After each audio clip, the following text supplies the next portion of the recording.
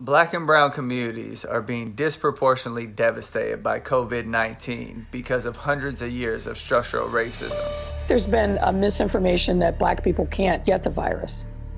Health inequities are because we've had policies that devalue groups of people. Brooklyn Hospital, they're putting bodies in the back of a freezer truck, y'all. These communities are going to be devastated by COVID-19. That's why we've established the Know Your Rights Camp COVID-19 Relief Fund to help address these issues. Go to knowyourrightscamp.com/COVID-19 to help. In a strong video posted across his social media accounts, the man of the people, Colin Kaepernick, continues on in his philanthropy and work in serving the people.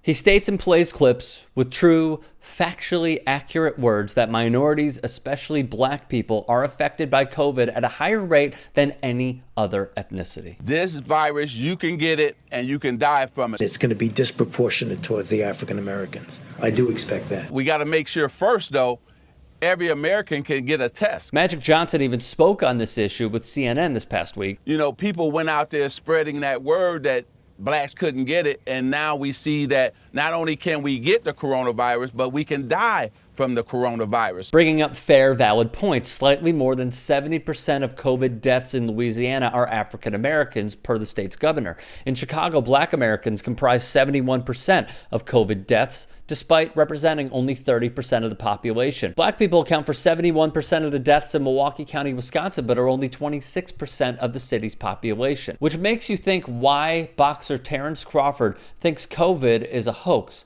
The rate at which Black people are dying compared to whites is really just astounding, said Courtney Cogburn, an associate professor at the Columbia University School of Social Work. There are patterns at this intersection of race and socioeconomic status that make it very clear this is just not a story about poverty. Cap then plays a clip from CNN on the story of Jason Hargrove. This coronavirus is for real, and we out here as public workers doing our job to take care of our families. But for you to get on the bus and stand on the bus and cough several times without covering up your mouth, and you know that we in the middle of a pandemic, that lets me know that some folks don't give a excuse my language, but that's how I feel right about now. For us to get through this and get over this, man, y'all need to take this serious. Well, just 4 days later, after he made that video, Hargrove began to feel sick himself.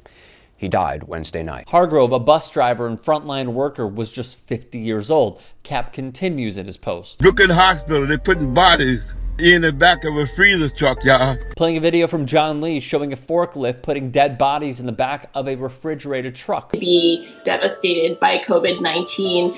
That's why we've established the Know Your Rights Camp COVID-19 Relief Fund to help address these issues. Go to knowyourrightscamp.com/COVID-19 to help. The last video, symbolic of where we are as a nation. The Trump breadlines. This right here, the Pittsburgh Gazette captured video of hundreds of cards lining up for the Greater Pittsburgh Food Bank before it opened yesterday. Some waited 5 hours as volunteers distributed emergency supplies to 1,500 families.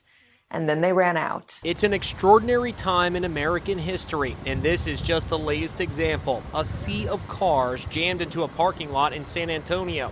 More than 10,000 families waiting their turn at a local food bank. Cap, the deemed unpatriotic quarterback by many on far-right media, is once again stepping up to the plate. He began the Know Your Rights COVID-19 Relief Fund. Its main focus will be on food, shelter relief, education, PPE, and incarcerated populations to help stop the spread of the virus and provide further resources. Expanding on food, the fund will contribute towards working with local restaurants to purchase and distribute it to local communities and essential workers. One part not mentioned in the CNN write-up was that CAP's fund will help to stop the spread of coronavirus by paying bail to reduce prison populations. Help for the overcrowding, restricted access to soap and water, and the fact that social distancing in prisons and jails is often impossible. The aisle is too small. Because, as we've seen, prisoners matter as well and should not be forgotten.